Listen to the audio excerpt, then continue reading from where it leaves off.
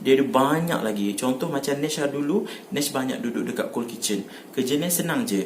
Kerja Nesh senang je tapi susah sebenarnya.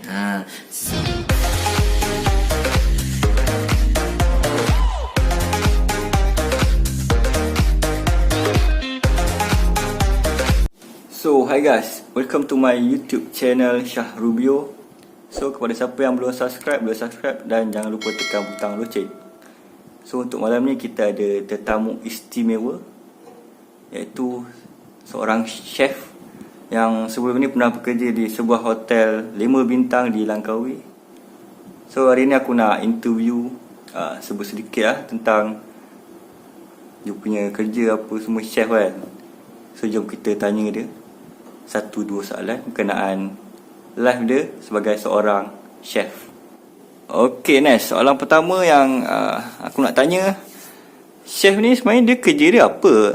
Adakah chef ni dia boleh masak semua jenis masakan atau hanya tertentu, ada kepakaran tertentu atau mungkin department ke macam mana? Mungkin chef Nesh boleh terangkan sedikit? Okay, hi guys. Okay, welcome to Syah Rubio channel. So, hari ni Nesh nak share pengalaman Nesh lah.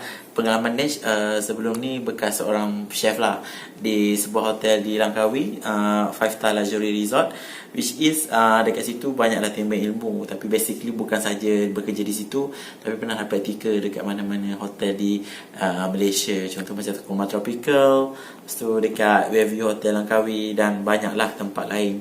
So basically ramai yang orang kata chef ni dia buat kerja yang sama.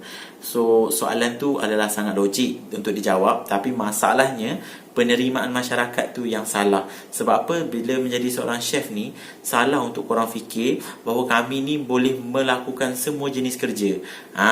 Kan ramai yang tanya Nesh, sebab apa Nesh balik kampung, contoh, oh boleh masak lah ni. Boleh masak, tapi masalahnya masak apa? Tu soalan yang korang kena tanya sebenarnya. Sebab apa? Sebab chef ni dia ada berbeza-beza passion. Contoh macam Nesh sendiri, Nesh bila bekerja dekat hotel, Nesh lebih banyak fokus pada western ataupun orang kata western food lah. Lepas tu dan dia ada fusion. Fusion ni maksudnya ada gabungan antara benua tu dengan benua ni ataupun tema makanan tu sendiri. Tapi untuk pengetahuan semua, macam Nesh western. So bila korang Nesh balik kampung, makcik-makcik, pakcik-pakcik yang tanya, boleh masak ke ni? Boleh masak ke ni? So sejujurnya kita jawab, saya tak boleh masak ni sebab saya pandai masak yang ni. Sebab saya adalah profession more to western. Tapi memang masa kita belajar Malaysian cuisine, kita belajar western cuisine. Tapi masalahnya aplikasi dia bila kita bekerja, kita akan diberi satu pengkhususan. Contohnya macam contoh, ada kawan Nesh ni, dia kerja dia sebagai pastry ataupun patissier lah. Maksudnya dia memang bahagian buat kek, buat biskut. Yang korang suka makan kek manis-manis tu, tu dia. Tapi bila disuruh Nesh buat, kita orang tak ada capability ataupun ilmu ataupun skill untuk buat benda tu. Sebab dia ada banyak sekarang ni. Contoh, ada orang dia boleh butchering. Maksudnya kerja dia butchering je. Butchering maksud dia apa?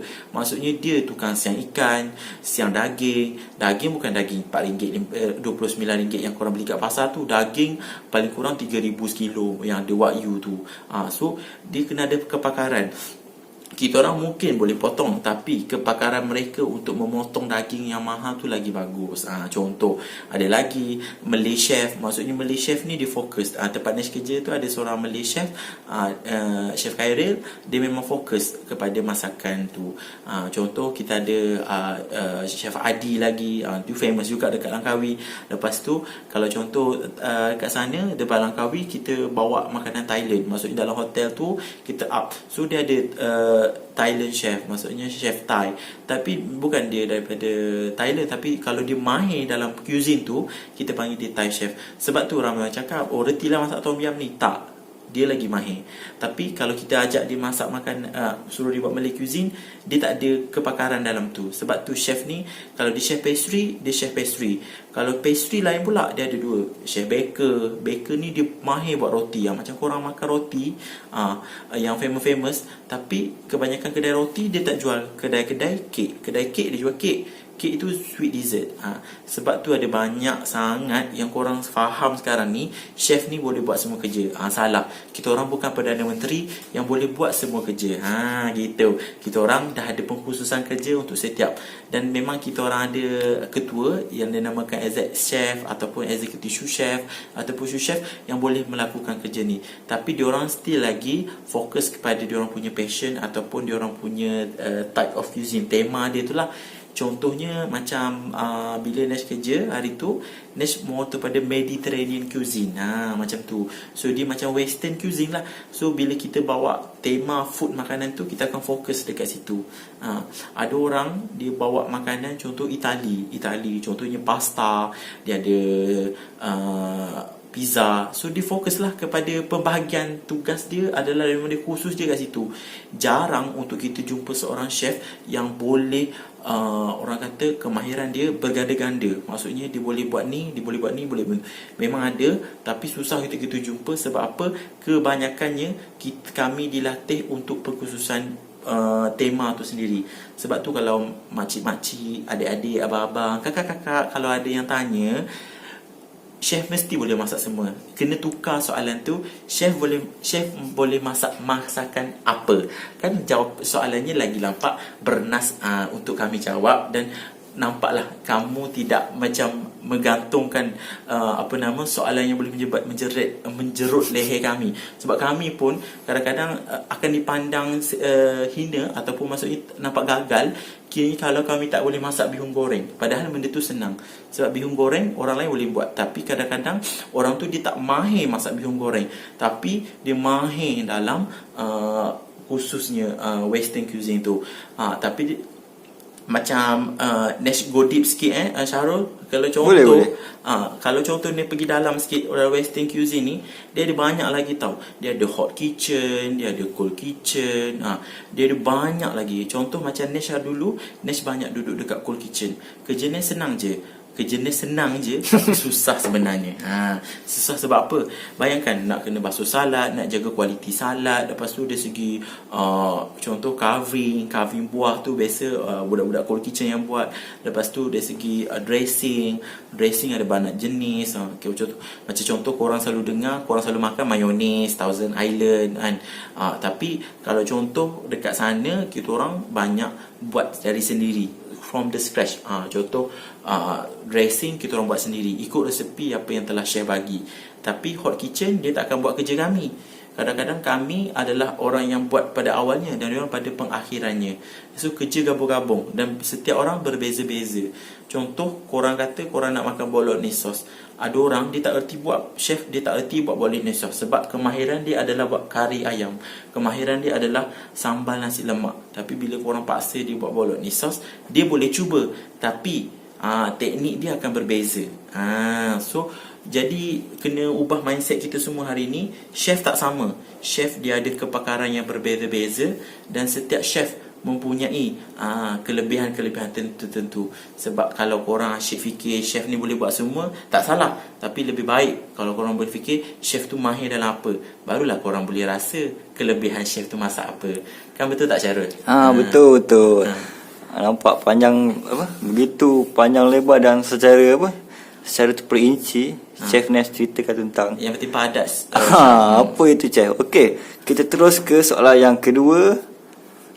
Apakah nasihat yang chef Nesh nak bagi kepada anak-anak muda atau budak-budak yang ada minat, ada kira cita-cita yang ingin masuk dalam bidang kulineri dan chef ni? Okay guys, so basically sekarang ni kalau korang nampak, dulu orang macam contoh manusia tidak nampak macam pekerjaan sebagai seorang chef ni adalah satu career. Contohnya mak-mak ayah kita kalau boleh nak anak jadi doktor, kalau boleh nak anak jadi accountant, nak anak jadi engineering. Tapi sekarang ni dah berubah dah mentality, sebab menjadi seorang chef adalah juga career yang sangat-sangat sedang sedang naik sekarang ni. So antaranya adalah nasihat untuk anak-anak muda sekarang ni, korang kena cari minat korang sebelum korang apply course ni. Sebab course ni dia adalah lifetime. Contoh, kalau korang nak belajar, korang kena terima yang korang akan labur banyak masa untuk belajar daripada benda. Sebab apa? Sebab skill yang ada dalam kulinari ni berbeza. Satu, skill dia berbeza. Yang keduanya adalah bila korang dah apply course ni kan, bila korang tak boleh cepat mengukur kalah. Sebab untuk korang dapatkan kelajuan untuk memotong bawang, contohnya kelajuan memotong bawang, maksudnya nak orang panggil apa, wok tu, kalau korang nak boleh stir fry sangai, lambung dia, kalau kan bahasa Terengganu pula, bahasa putih dia tak tahulah, tapi di kaparan dia sabar. So yang kedua kena sabar. Dan yang ketiganya paling penting sekali adalah minat lah. Kalau korang ada minat, make sure korang apply dekat establish punya tempat-tempat belajar. Contoh macam aku dulu UiTM Dungun. So UiTM ni memang well known lah dari hospitality industry dia, dan dia orang pun dipercayai di kalangan industri perhotelan dan juga industri pemakan F&B ni lah. So kalau korang ada 3 benda ni, korang kena cepat-cepat ambil inisiatif untuk belajar dan cepat-cepat belajar dan cepat-cepat gain knowledge. Sebab sekarang ni nak jadi seorang chef memang seronok, tapi make sure pilih. Sekarang ni ada 3 course ke 2 course macam tu lah. Dia ada diploma in culinary art dan diploma in pastry. So sekarang ni kalau kau minat buat kek, kau carilah diploma buat kek. Berjaya pun ada, UiTM pun ada. Kalau kau minat memasak, kau order lah. Kau buatlah diploma in culinary art. Gitu kalau korang minat. Tapi sekarang ni cari apa yang kau minat. Jangan bila dah start kau buat pastry, tiba-tiba kau suka tengok orang buat bolognese sauce. Tiba-tiba kau tengah buat bolognese sauce, kau suka tengok orang buat kek bertingkat-tingkat. Tak terlambat, tapi lebih baik kau mulakan dengan perkara yang betul sebelum kau terlambat selamanya. Itulah nasihat aku untuk budak-budak muda di musim corona ini. Okey, itu saja Ines. Okey. Terima kasih Ines sebab sudi berkongsi sedikit tentang pengalaman dia dalam bidang chef dan kulineri. Okey, jumpa lagi Ines. Jumpa di Shahrubio. Bye bye. So guys, tadi kita dah ada interview sedikit dengan Nesh tentang pengalaman dia menjadi chef dan juga nasihat untuk anak-anak muda yang nak masuk dalam bidang kulineri ni. So guys, kalau kau rasa video ini best, video ini bermanfaat, jangan lupa like, comment, share, dan yang paling penting jangan lupa subscribe. Jumpa lagi di video yang seterusnya. Aku Shahrubio. Bye.